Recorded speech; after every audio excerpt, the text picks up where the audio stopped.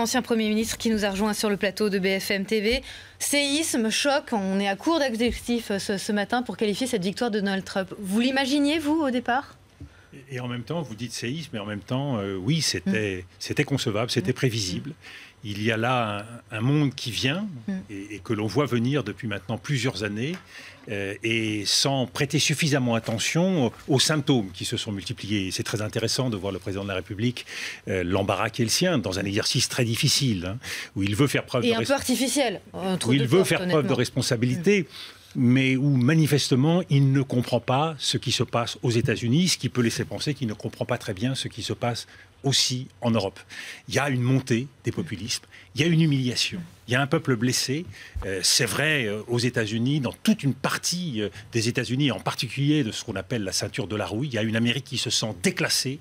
Et cette Amérique-là, elle réclame quoi? De la grandeur et de la fierté. Et elle a trouvé dans la personnalité de Donald Trump, la personne qui paraissait susceptible d'incarner l'homme anti-système, l'homme qui peut dire non, l'homme qui bouscule et qui fait le spectacle.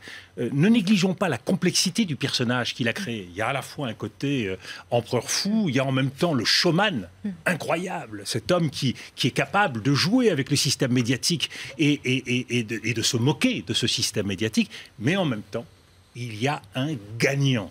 Et ça, pour la culture américaine, il ne faut pas le négliger. C'est un gagnant, c'est un winner, c'est quelqu'un qui bouscule tous les pronostics. Et c'est ce qui fait sa force aujourd'hui. Alors, on a raison de tirer la sonnette d'alarme. Il y a un avertissement qu'il faut saisir. Car cet homme, à travers son programme économique, ses relents xénophobes, le populisme qu'il traîne avec lui, la politique internationale, en particulier en matière commerciale, suscite de vraies inquiétudes.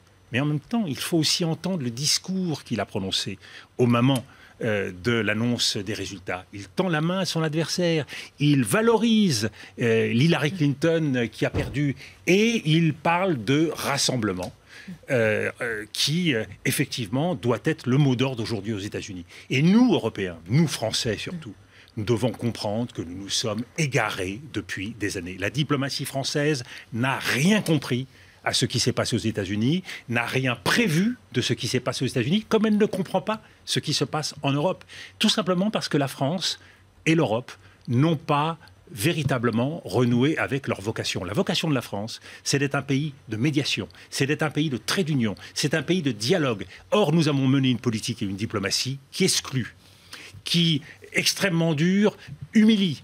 Et une diplomatie qui multiplie les sanctions à travers la planète, qui joue de l'instrument militaire. Ce n'est pas ça dont le monde a besoin. On a besoin de retrouver une France qui joue son rôle et qui assume ses responsabilités de façon proposante et pacifique. En voulant être réaliste et responsable, François Hollande court le risque, aujourd'hui, d'être perçu par les Américains comme arrogant.